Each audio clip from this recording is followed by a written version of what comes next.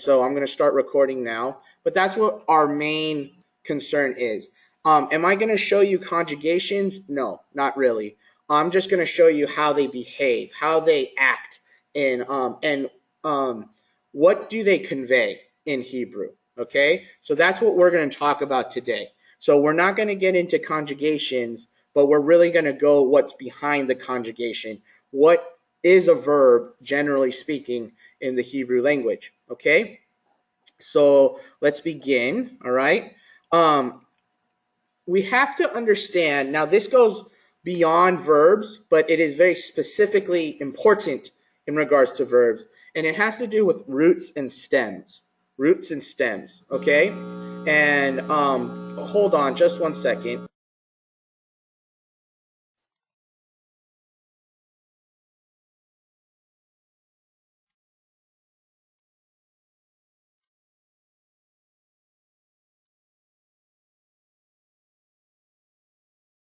I apologize for that. If you guys heard that weird background noise, I have no idea what that was.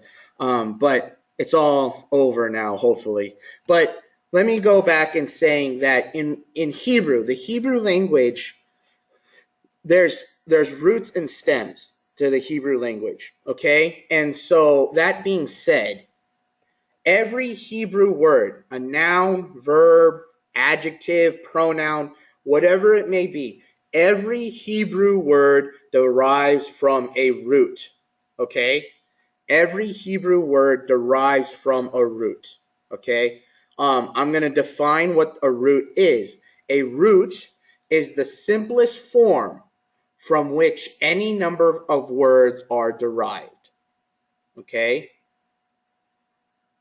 The root is the simplest form from which any number of words are derived, okay? So it's the basic component of a Hebrew word. That's what the root is.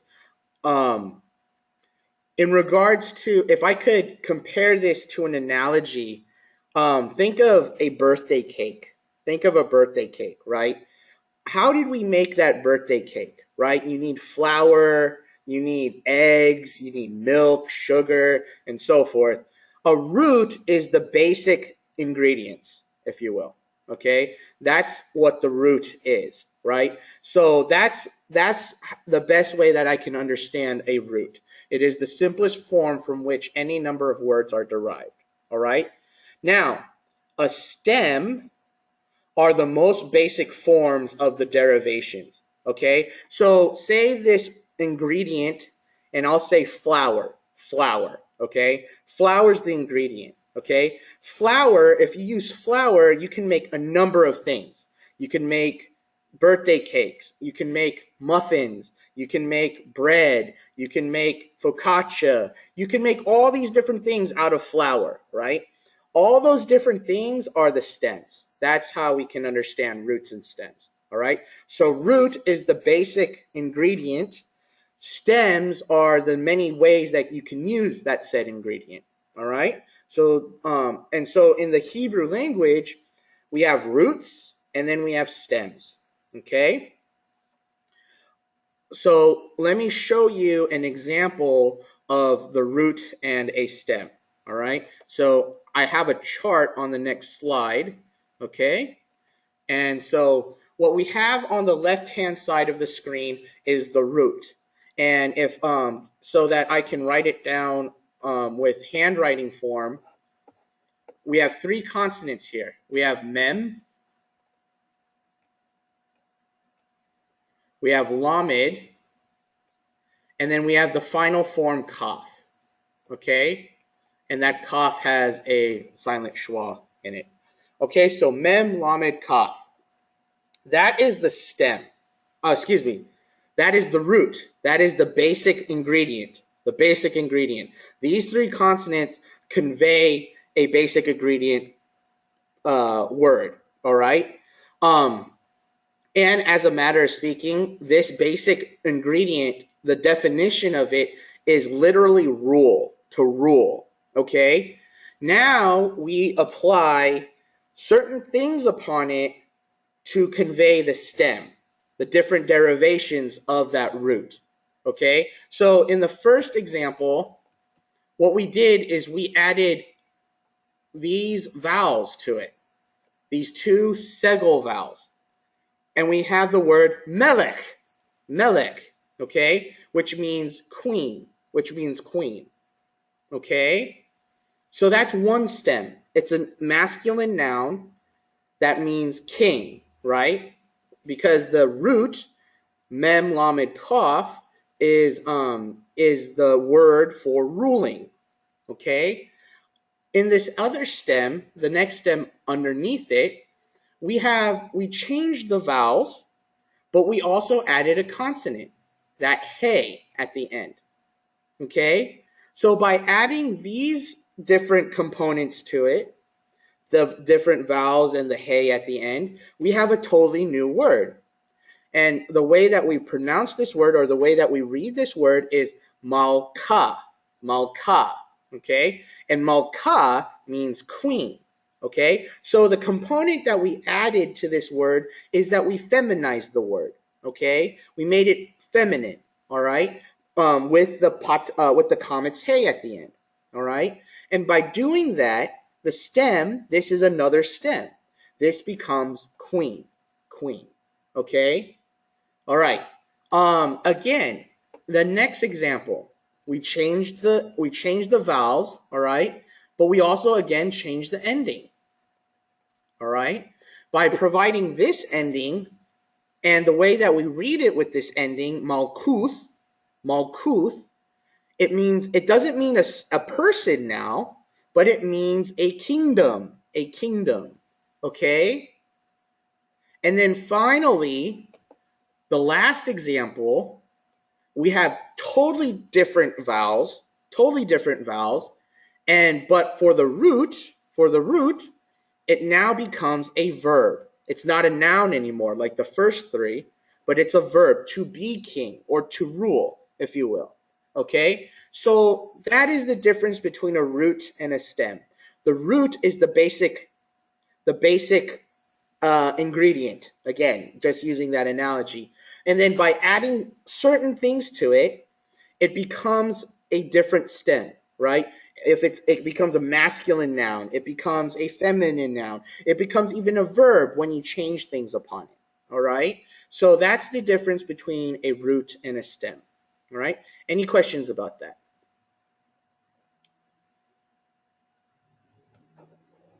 So why is this important with verbs? Because a lot of Hebrew verbs come from nouns and vice versa. Why? Because they share the same root. They share the same root. So this is a perfect example here. All right? These three consonants, mem, lamed, kaf, they have something to do with ruling or with authority, right?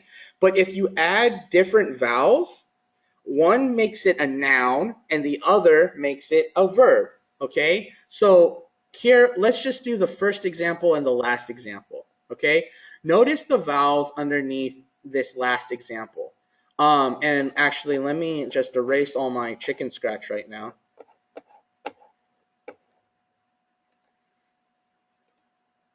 Okay, so let's just check this one and this one. Let's compare these two. Okay, what's the difference between these two? The major difference are the vowels. The vowels. Okay, notice the vowel under melech, king. Okay, what we have here are two segol vowels, right? Let's check the last one. They're not segols anymore. They're a comet and a patach. All right. Just by that nuance of a change, by changing the vowels to the root, you have something that was a noun, now a verb. Okay? And so the way that we read this word, malak, that is a verb form of the root. Okay? So you can do these really nuanced changes, if you will. And so as a Hebrew reader reading the text, you really have to be attentive to detail, because these little changes can totally change a word.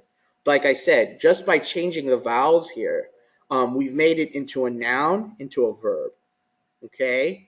So that's why it's important to know the roots and stems when we understand the behavior of Hebrew verbs. Okay? Any questions about this?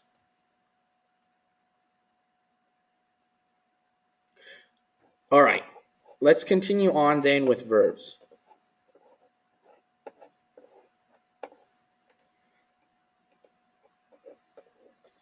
Let's talk about the components of a verb. The components. Now, if you remember in Greek, there was 5 components to a verb. 5 components, right? There was tense, voice, mood, person, and number, right? Hebrew has majority of those, okay, but they're kind of different at the same time. All right. So the ones that so the first one we'll talk about, one component of a verb that's similar to Greek verbs is person. Okay. So remember what person is. It's the point of view. It's the first person, second person, third person. Okay.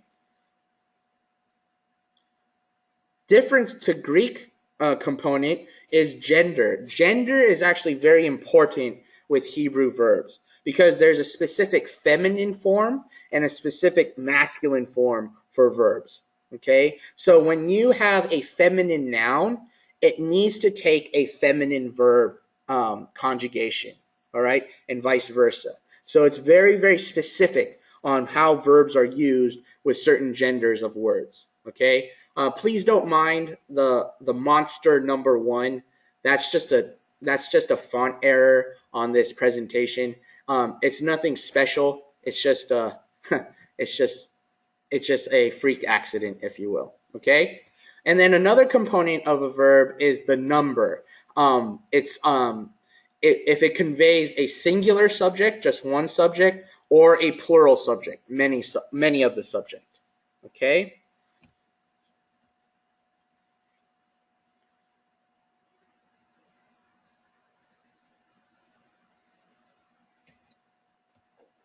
And I see a hand up. Go ahead, Tony. Yes, Professor, can you hear me? Yes, I can. Professor? Yes. Does the verb have dual as well? Yeah.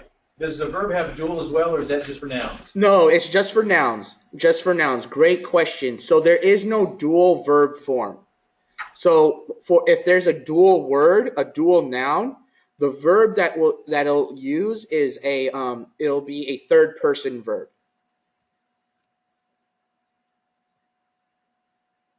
So very good question. All right. I'm going to continue on, and I'm going to talk about verbal stems. Verbal stems. So this is where, if I could compare what verbal stems are in Hebrew to Greek, these are the moods. These are the moods as well as the voices of Hebrew verbs. Okay? And so there's 7 major verbal stems. 7 major verbal stems. Okay? And the 7 major verbal stems are categorized in 2 ways. They're categorized in 2 ways. Okay? The first category is kind of action. All right? And there's only 3 kinds of action in Hebrew.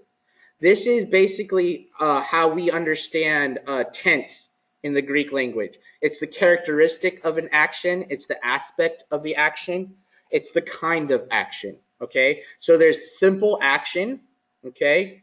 Then there's intensive action. And then finally, causative action. Okay? Those are the 3 and only 3 kinds of action in Hebrew. Simple, intensive, and causative.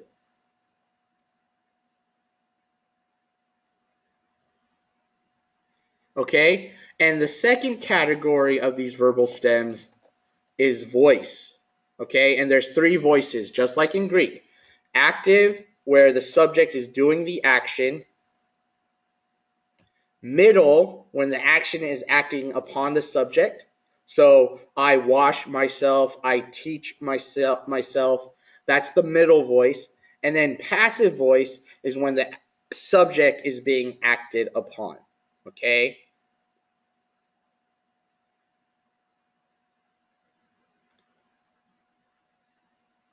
The Hebrew exam was taken by the student. Okay? So in that example, the subject Hebrew exam is receiving the action of taking by the student. Okay? So that is an example of passive voice. So with verbal stems, they convey two things. They're categorized in two things: kind of action and the voice.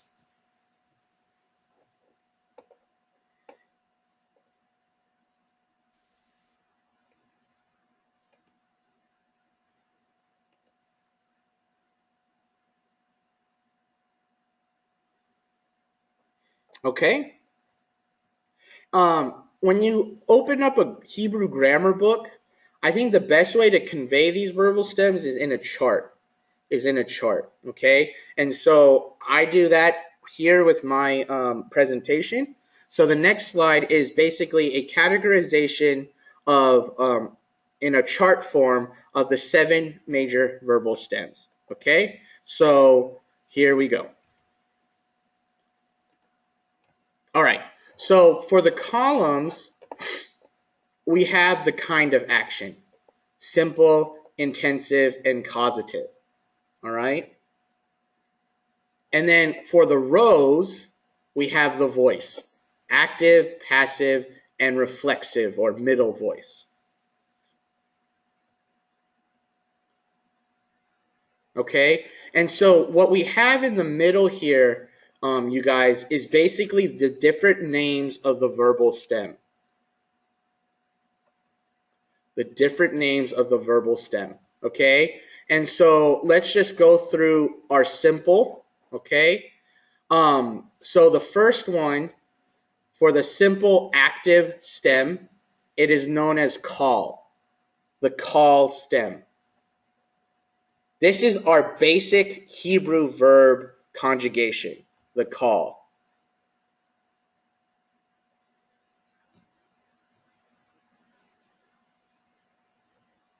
Okay?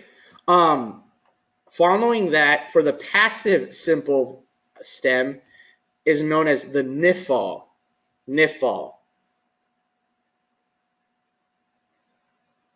Okay? And if you'll notice, for the reflexive, what we have here is that it is the same as the passive.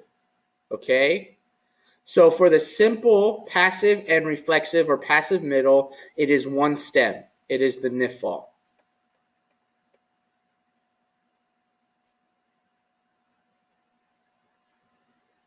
All right?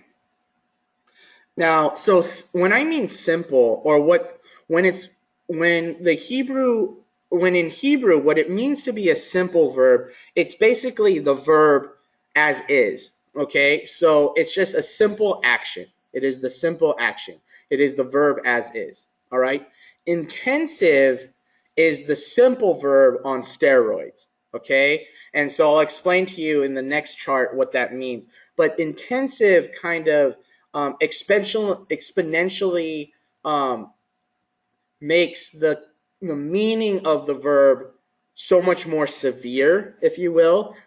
It adds to it, so it's like an action movie. You know what I'm saying? So the simple is like a nice kid movie. The intensive is the action explosive version of it. That's what it is. It's literally the simple verb form on steroids. Okay, that's what the intensive form is. And for the active intensive, um, it is the PL. It is known as the PL. Okay? For the passive, it is the PUAL. PUAL. And then for the reflexive, the middle voice of the intensive is the HITHPAEL. HITHPAEL. Okay?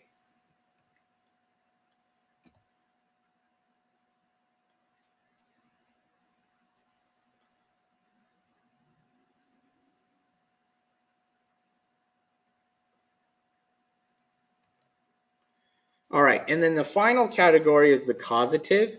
Now the causative, the category in and of itself explains what it is, the causative.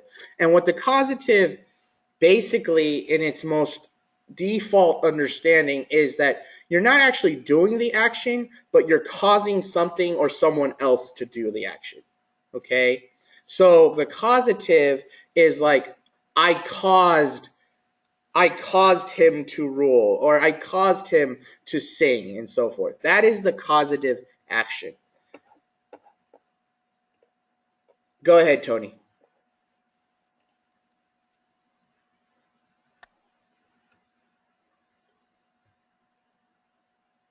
You actually answered my question for me. Okay. So the causative here is basically, so the difference between the simple action, which is like, say, for example, I read. Causative is you're causing someone or something to read. Okay? That's what causative is. Now, and so the active form of the causative is the hifil. It's called the hifil. And then the passive form of that is the hofal.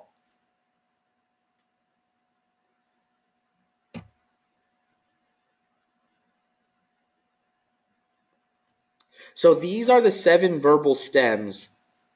These are the 7 verbal stems of the verb system in Hebrew.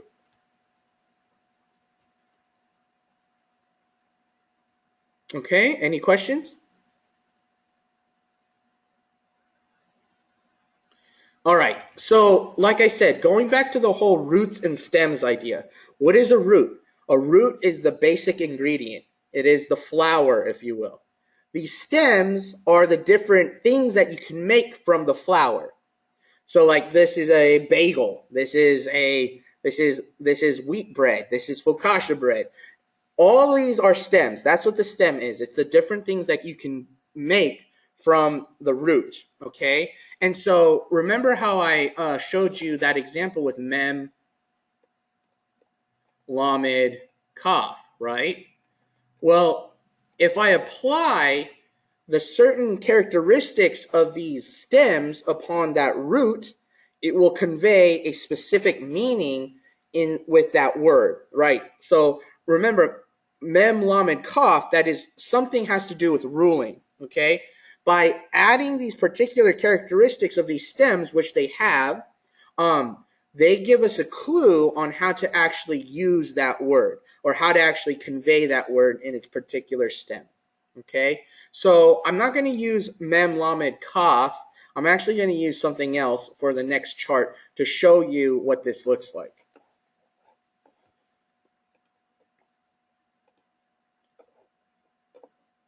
All right, so like I said, am I going to show you the different conjugations? No, we just don't have time for that, and I think it would be a lot of, it would be basically a bag of worms that will just be crazy because there's just a lot of them. There's 7 different kinds. There's 7 different kinds. So just to know all of them will be just crazy. I'm just going to give you a survey of them with one particular verb. All right. So here's the next chart. And so basically what I have here on the first column are the verbal stems. Okay. The verbal stems. Then the verbal form of it based on a particular root, and then the translation of it, okay? So the root here is as follows. Kof, tet, lamed. Kof, tet, lamed, okay? So when I apply the verbal stem to it, and the reason why we use kof, tet, lamed is because it is the most basic verb in the Bible, and actually the translation of it is kill. So other than love, kill is a very common verb in the Bible. And so what we have here is we are applying the nouns comets and patach, okay? And by doing so, just by changing the vowels, if you will, the translation of the call is he killed. It is the past complete action of this root. Okay? He killed. Okay? Now, in the bottom here, the next example that we have, what did we do that was different compared to the call? What we did is we added a prefix in front of it. And that prefix, by the way, is the consonant nun, okay? And then we also changed the vowels, right? Well, we didn't change the one under the tet, but we did change the one here with the prefix, all right? And the way that we read this word is niktal, okay? And what was the nifal? The nifal was simply the simple action in the passive form.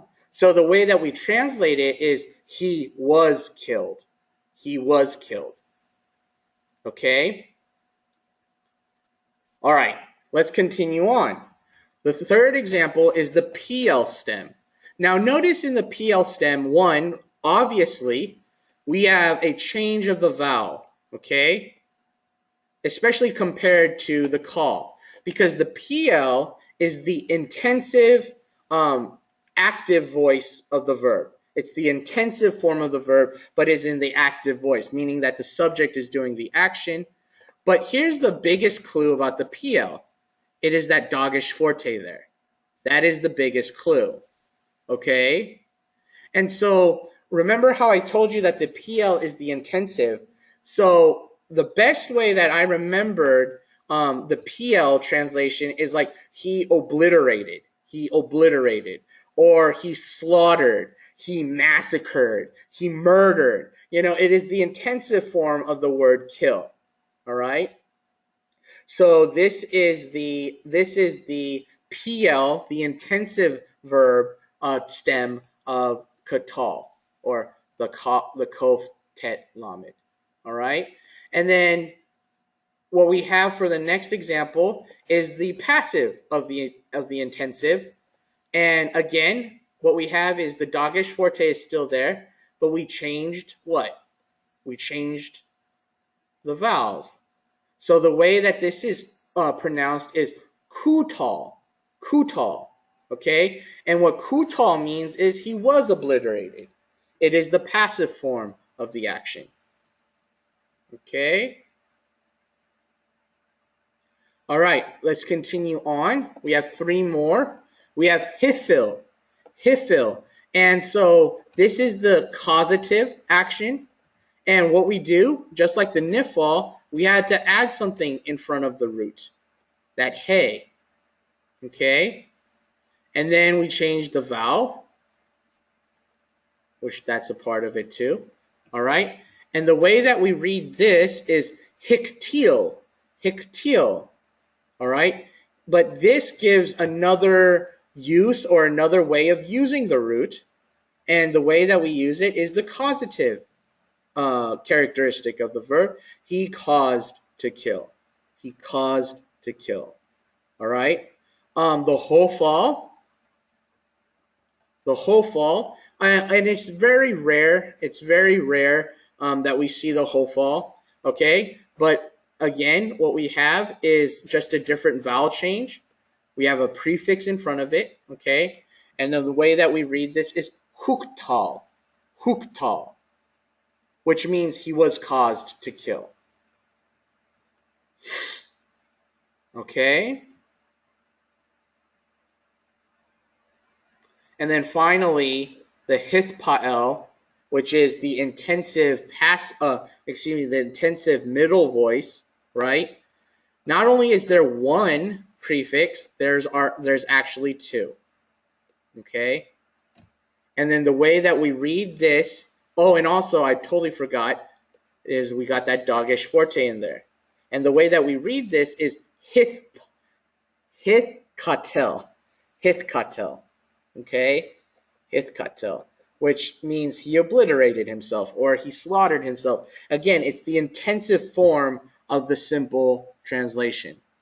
So he killed whatever you think the intensive is. That's what it is. All right. Any questions?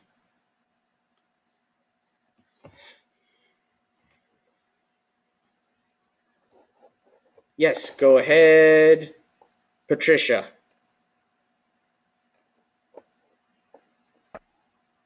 Can you unmute North Texas? I think North Texas. You're right. I apologize for that. North Texas is unmuted. Okay. Somebody had a question. I don't know. Will you just give us a little bit of time to wrap this down? Yeah, absolutely. Absolutely. And, yeah. We don't even have words. So confusing. So for this, it's just a survey. I'm not testing you on it. I just wanted to show you the examples of what they are.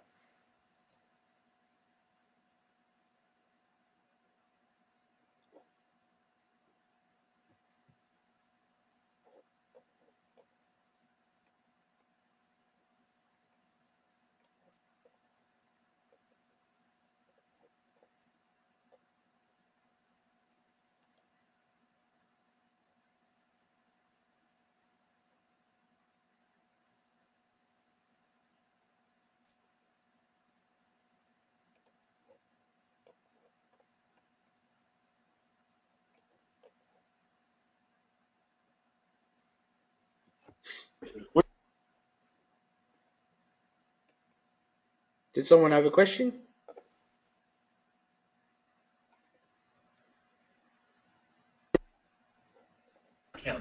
We're done, Professor. Thank you. Okay, great. So let's see. Is there anything else that I wanted to show you guys in regards to that?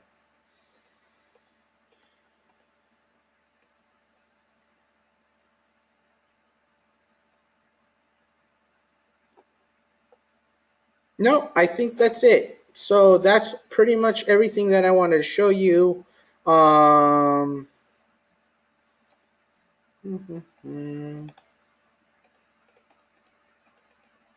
So yeah, so we'll end there. That's our final thing that we're going to talk about in regards to Hebrews, and I'm going to finish off our day with the reading of Deuteronomy 6, 4, and 5. Okay, so I think everyone can see that right now. And I'll make it bigger too. How about that?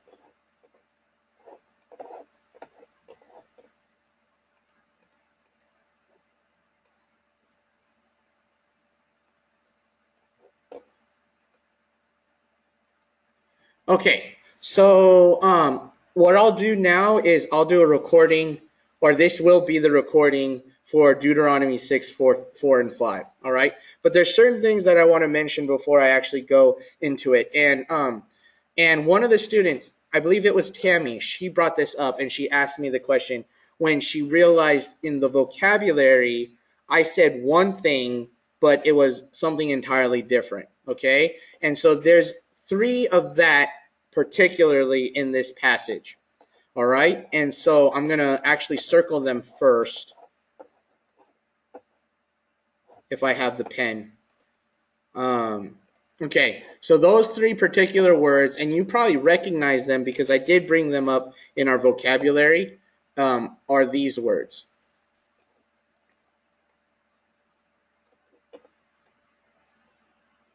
All right, I won't tell you what they are, but I bet someone recognizes this particular word. And just raise your hand and let me know what this word is.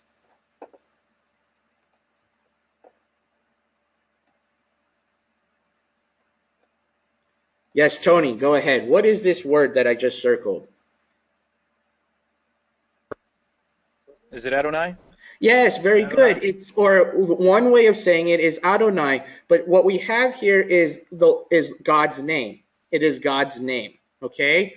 And so here's the reason why I wanted to mention this.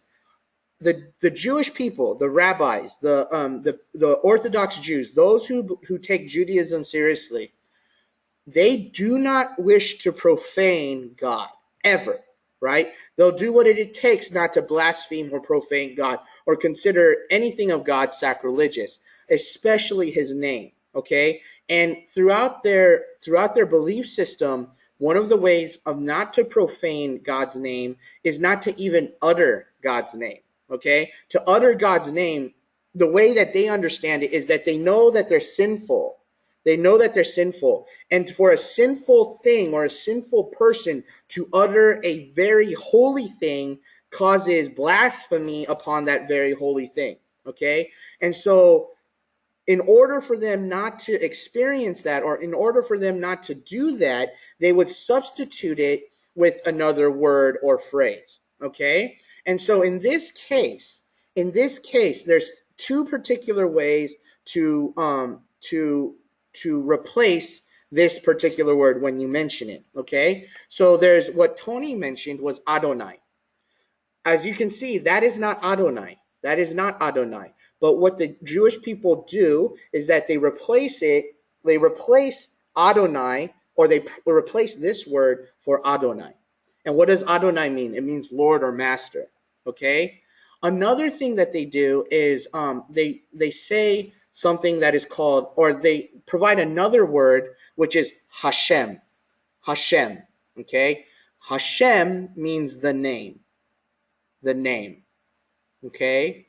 So that's how I learned it. I learned from a Jewish scholar who did that, and he would like literally, no, I shouldn't say literally, because he didn't. He proverbially like would slap you on the wrist for if you ever uttered or attempted to utter this name, okay? So I would go and I would replace it with Hashem, okay? So let me show an example of that. Let me just do the first words just to show you what I mean.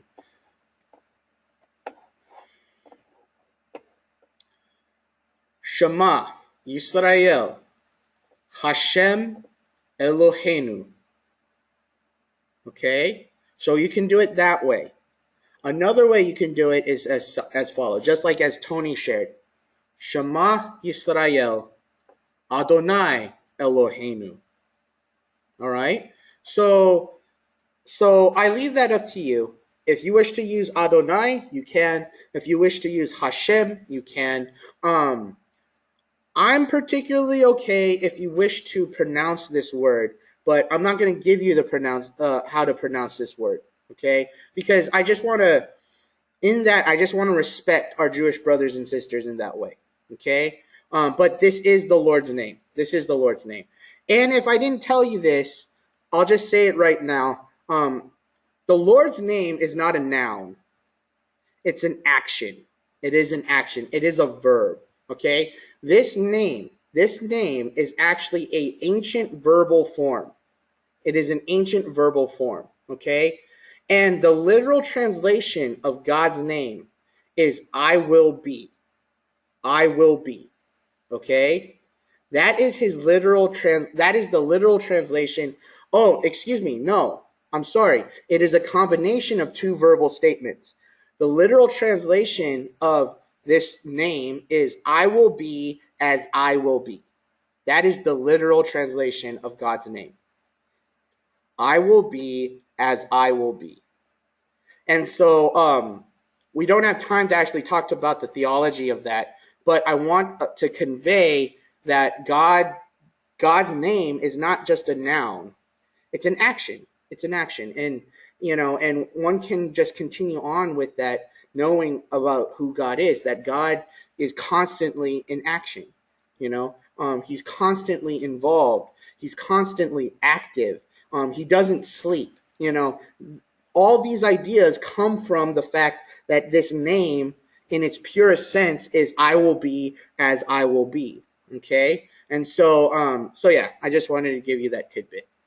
All right, so let me read it out. Let me read it out, and I'll read the first. I'll read the first. Why can't I think today? I'll read our first verse. I'll read our first verse first, and then we'll continue on with the second. Okay, and I will use this pen to follow along as I read. All right.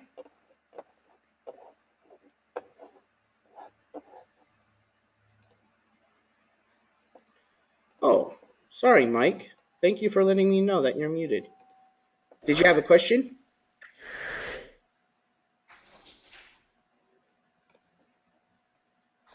Hey, Mike, did you have a question or no? Okay, I guess not. All right, so let me read it.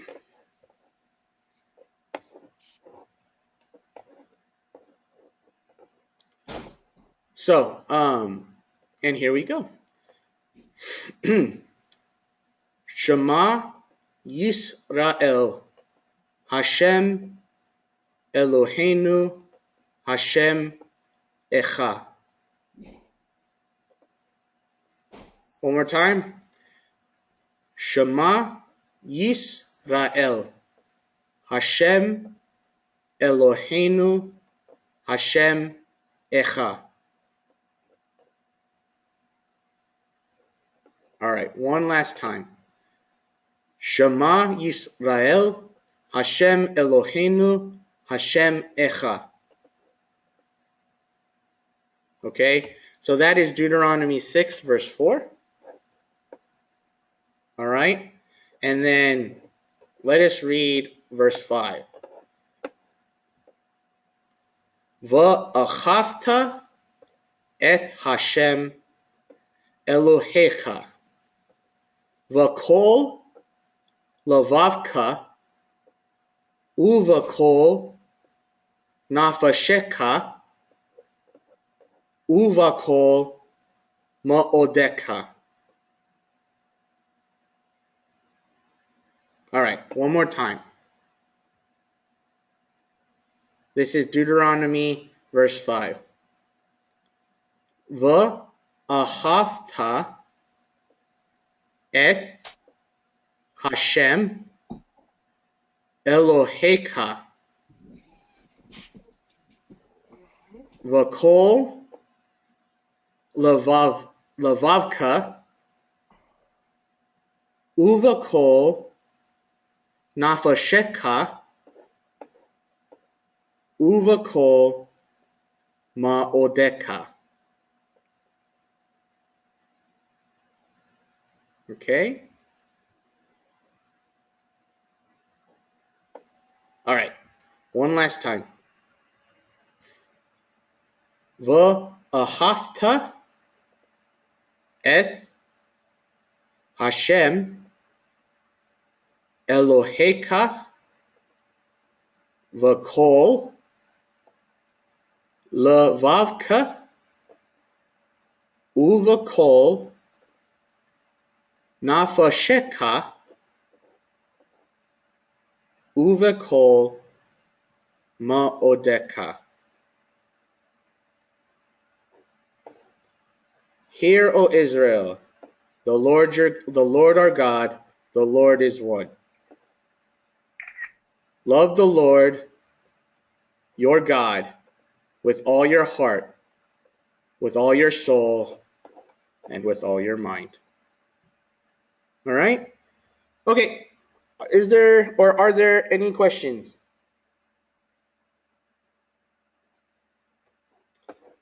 Yes, Brianna, go ahead. So if we want to go back and hear this again, will we look up the class recording? That's correct. Yes, Okay. Yes, you can. Okay. And Patricia, go ahead.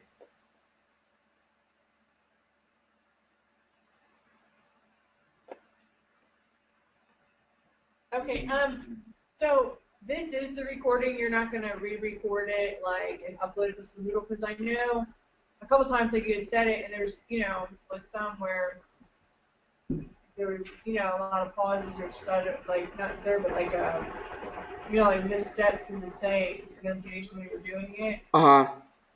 I mean, I was just gonna utilize this one, so I think that's why I did it 3 times. It's easier if you just did it the other way. Would it be easier? Yes. Okay. All right. I'll post one up then. I'll do this one for those who want it, and then I'll do another one for those who would like that one. Yeah. Okay. I'll work on that.